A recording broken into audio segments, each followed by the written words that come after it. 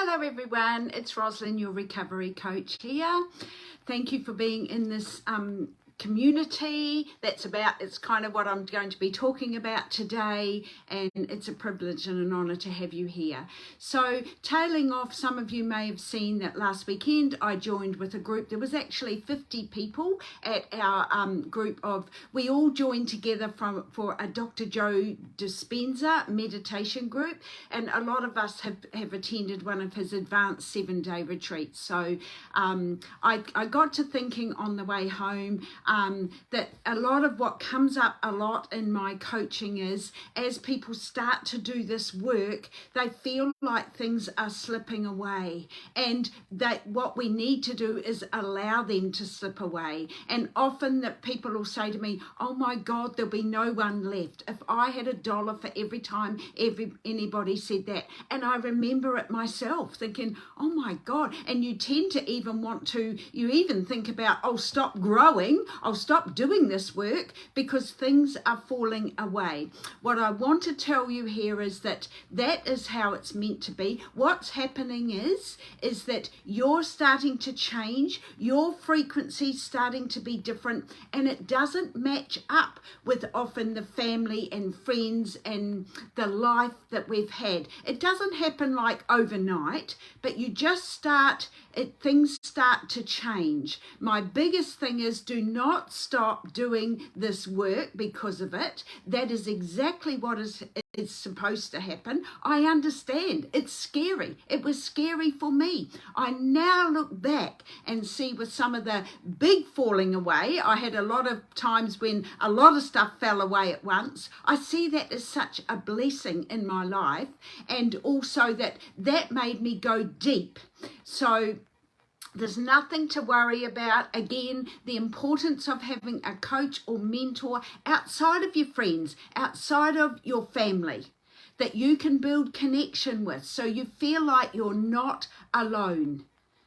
So that's what I wanted to, especially if you start saying no to things that you've always said yes to in your codependent way, and also you start setting some boundaries. I've got to tell you, not everybody's going to be excited about your boundaries. Let me tell you, they want you back how they've known you, because it makes them feel uncomfortable. And sometimes it might make them feel uncomfortable about their own lives. So, people can be very, very nasty. I've had all of those things. People can talk about you. People can say malicious things about you because they're feeling uncomfortable and they don't like the new you that's coming. They're used to the old you. And what I want to say is, give people permission to leave. Hold on to your coach, hold on to your practices. I've got a list here of some things that, like go to your EICU, Emotional Intensive Care Unit. In the book, it's all about that. Go to that, look at the practices in there, create new connections. In the book, The Artist's Way, I learned years and years ago, Julia Cameron, take yourself out on a date. Now, it may not feel comfortable at the beginning. It won't. But just do it just in a small way. Take yourself to the coffee shop and just have a coffee on your own. Take yourself out for a meal on your own. You will get to start to enjoy your own company as well. If there was anybody that couldn't sit with myself for 1 minute, I couldn't even be on my own. And now I love it. And I'm not saying I love to be on my own all the time. I don't. I'm a people person. People are my currency. But I have a much better, healthier balance of having time on my own, which I enjoy. I don't suffer it. I actually, if I sometimes have a day where I've got nothing on and I'm on my own, I get excited about it. Fall in love with the subtle things as well. Get your fulfillment out of those things and integrate those things into your life. Find new groups that are aligned, like I said on Saturday, that are aligned with what you're doing. There's so much out there now. So we live in a time where ignorance is not a choice. We can go out and just walk through that uncomfortability of starting to do it.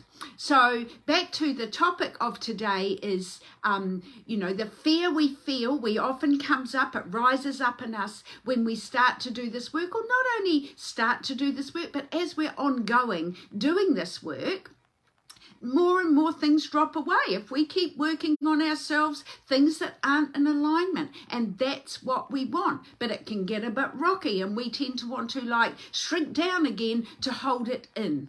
So please don't do that. Please reach out to me for a 20-minute chat. If you feel stuck, or if you're scared that friendships, that jobs, that relationships aren't giving you what you want and aren't feeling right, but you haven't got the courage to make any changes, go to my website, rosalindsaunders.com, and make an appointment and have a chat to see if we could strategize a way to support you through this. Don't do it alone. No one, as I say, recovery needs to be done alone, but can't be done alone. But we need the right support around us. So please go to my website and book a chat to see if I could help you, just to start making a strategy and taking steps to get rigorously honest. Because what happens also is that we justify and we rationalize why we're holding these people, places and things in our lives, so that the payoff is we don't have to do the deep internal work.